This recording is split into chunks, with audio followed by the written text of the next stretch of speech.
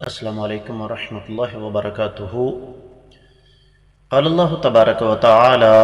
بعد اعوذ باللہ السمیع العلیم من الشیطان الرجیم ومن أظلم ممن افترى على الله كذبا أولئك يعرضون على ربهم ويقول الأشهاد هؤلاء الذين كذبوا على ربهم ألا لعنة الله على الظالمين الذين يصدون عن سبيل الله ويبغونها عوجا وهم بالآخرة هم كافرون۔ معزز خواتین و حضرات، اللہ ملک العلام رب الجلال والاکرام کی توفیق اور اس ذات بابرکات کا فضل و کرم، آج کا ہمارا سبق کلام مقدس، کلام الہی، قرآن مجید،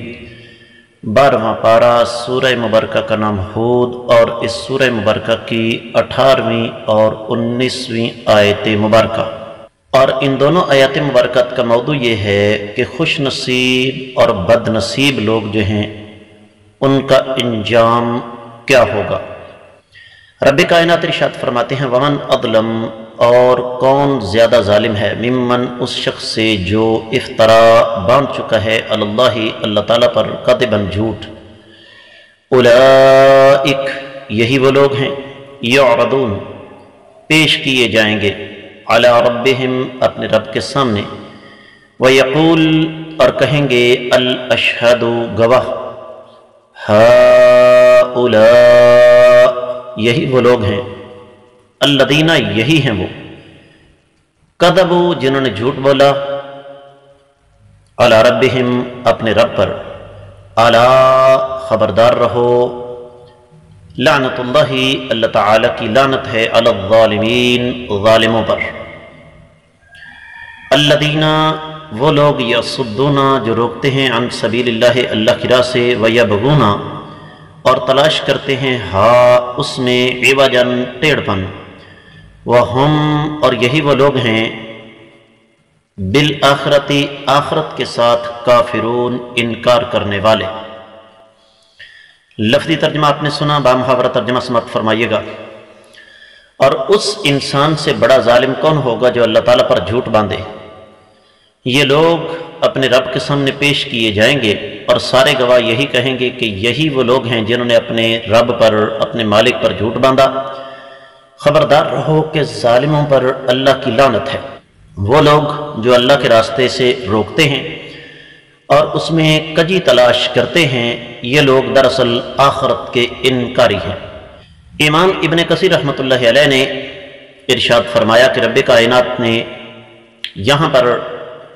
اللہ تعالیٰ کی ذات پر جھوٹ باندھنے والے لوگوں کی جو ذلت اور رسوائی ہوگی قیامت والے دن ساری مخلوق کے سامنے، فرشتے بھی ہوں گے، رسول بھی ہوں گے، نبی بھی ہوں گے، تمام انسان بھی ہوں گے، جن بھی ہوں گے، اس کو بیان فرمایا ہے۔ اور اس موقع پر پھر ابن کثیر رحمۃ اللہ علیہ ایک حدیث لے کر آئے ہیں صفوان بن محرز رضی اللہ تعالیٰ عنہ کی، کہتے ہیں کہ میں عبداللہ بن عمر رضی اللہ تعالیٰ عنہ کے پاس بیٹھا ہوا تھا، ان کا ہاتھ پکڑا ہوا تھا، جب ان کے سامنے ایک آدمی پیش کیا گیا، حاضر ہوا، اور اس نے کہا کہ آپ نے نبی علیہ السلام سے سرگوشی کے بارے میں کیا سنا ہے؟ بڑی عظیم حدیث ہے۔ تو فرماتے ہیں نبی علیہ السلام نے ارشاد فرمایا رب کائنات اپنے بندے کو اپنے قریب کریں گے، اور اتنا قریب کریں گے کہ بندے اور اللہ کی سرگوشی کوئی اور نہیں سن سکے گا، رب کائنات اس سے سوال کریں گے تم نے فلاں کا گناہ کیا، فلاں گناہ کیا، ایک ایک کر کے اللہ تعالیٰ اس کے گناہوں کا اس سے اعتراف کروائیں گے، اور بندہ سمجھ لے گا کہ میں تو تباہ و برباد ہو گیا، میں تو ہلاک ہو گیا۔ تو پھر اللہ تعالیٰ فرمائیں گے میں نے دنیا میں تیرا پردہ رکھا تھا اور آج قیامت والے دن تجھے معاف کر دیتا ہوں، اور پھر اس کے ہاتھ میں اس کا نامہ اعمال دے دیا جائے گا۔ اور جہاں تک کفار یا منافقین کا تعلق ہے، ان کے بارے میں قرآن کہتا ہے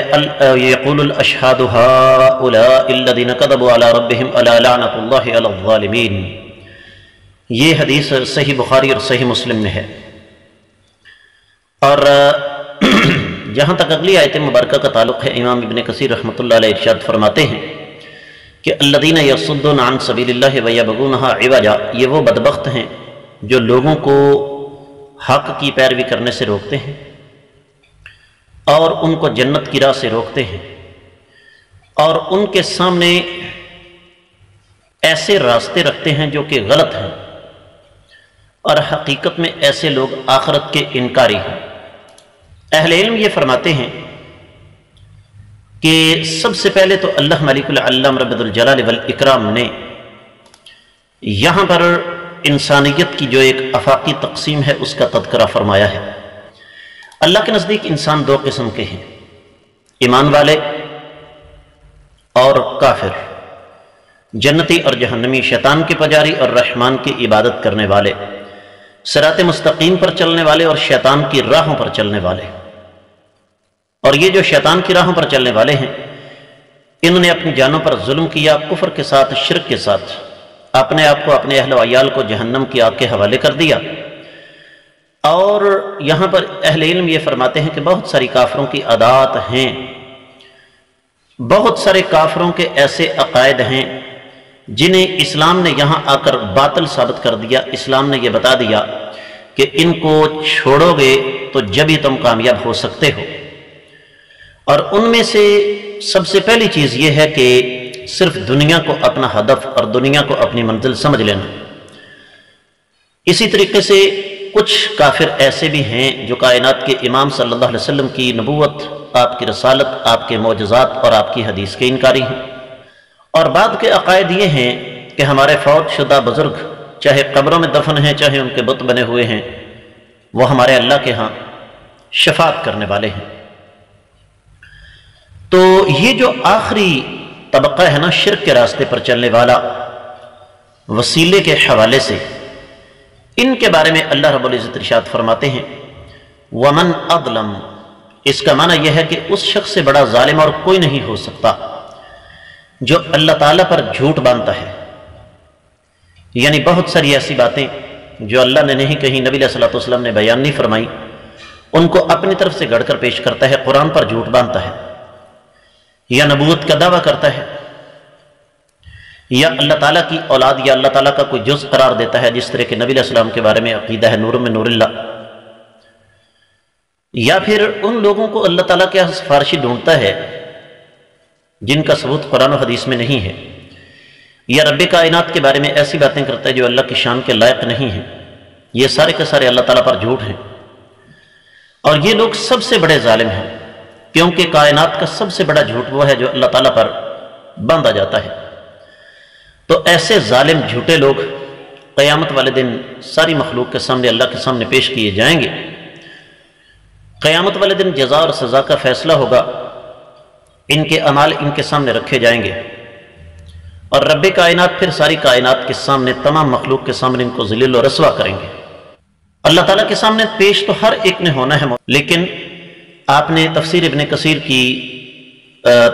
کثیر میں موجود حدیث مبارکہ سنی ہے، اس کو حدیث نجوہ کہتے ہیں۔ کچھ ایسے گناہ گار بھی ہوں گے، اللہ تعالیٰ سے دعا کرنی چاہیے کہ رب کائنات کم از کم ہمارا شمار ان لوگوں میں کر دے جن کا میں تذکرہ کرنے والا ہوں۔ کچھ ایسے گناہ گار بھی ہوں گے جن کو رب کائنات نجوہ کے ذریعے، سرگوشی کے ذریعے مخاطب کریں گے، اور ان کو ذلیل و رسوا نہیں کریں گے بلکہ ان کو نجات مل جائے گی۔ لیکن جنہوں نے اللہ تعالیٰ پر جھوٹ باندھا، اور وہ بھی جان بوجھ کر، حقیقت کو دیکھتے ہوئے، اس کے باوجود وہ لوگ اللہ تعالیٰ پر جھوٹ باندھیں گے، باندھتے تھے، یہ ظالم، یہ کافر، یہ فاسق، تو پھر جن گواہوں کو پیش کیا جائے گا وہ سارے کے سارے کہیں گے یہ اللہ تعالیٰ پر جھوٹ باندھا کرتے تھے اور ان پر اللہ کی لعنت برسے گی۔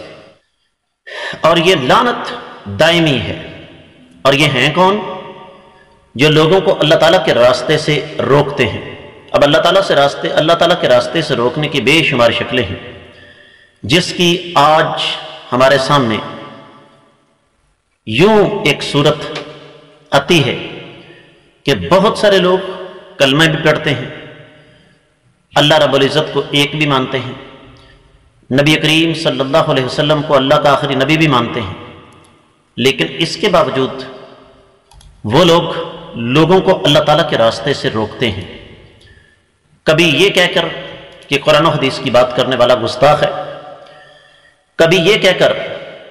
کہ جناب ان لوگوں نے نیا دین ایجاد کر لیا، کبھی یہ کہہ کر کہ قرآن کو عام آدمی نہیں پڑھ سکتا، اگر قرآن کو تم نے پڑھا تو تم گمراہ ہو جاؤ گے، ترجمے کے ساتھ مت پڑھو، کبھی یہ کہہ کر کہ قرآن کو سمجھنے کے لیے 54 علوم کی ضرورت ہے، کبھی یہ کہہ کر کہ حدیث مبارکہ عام آدمی نہیں پڑھ سکتا، اس لیے کہ حدیث کو سمجھنے کے لیے تو 26 علوم کی ضرورت ہے، اور کبھی یہ کہہ کر کہ عام آدمی کا دین کے ساتھ کیا تعلق واسطہ ہے، عام آدمی کو علماء کرام کی تقلید کرنی چاہیے۔ تو حاصل کلام یہ ہے کہ کسی نہ کسی طریقے سے یہ لوگ اللہ تعالیٰ کے راستے سے روکتے ہیں، اور اس کی بیس اور بنیاد کیا ہے معزز خواتین و حضرات؟ جب انسان کے دل میں اللہ تعالیٰ کا ڈر، اللہ تعالیٰ کا خوف اور آخرت پر یقین ہو تو انسان ایسا نہیں کرتا۔ اور میں موجودہ حالات کی مناسبت سے یہ بات ضرور یہاں آپ کی خدمت میں عرض کرنا چاہوں گا کہ باوجود اس کے کہ حالات اب وہ نہیں رہے، کہ